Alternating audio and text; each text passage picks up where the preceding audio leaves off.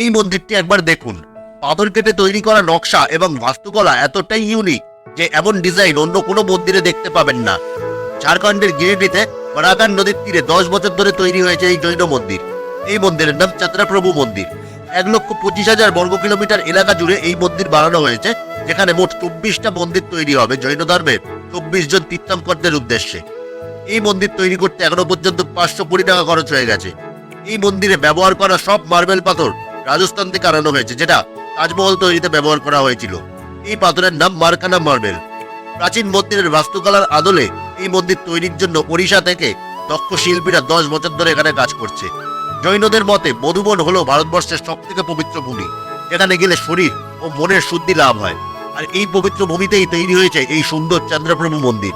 গিরিডি গেলে এই মন্দির সহ মধুবন এবং পাহাড়ের চূড়ায় সুন্দর পরিবেশে ঘেরা পারশনাথ মন্দিরের দর্শনও করতে পারবেন।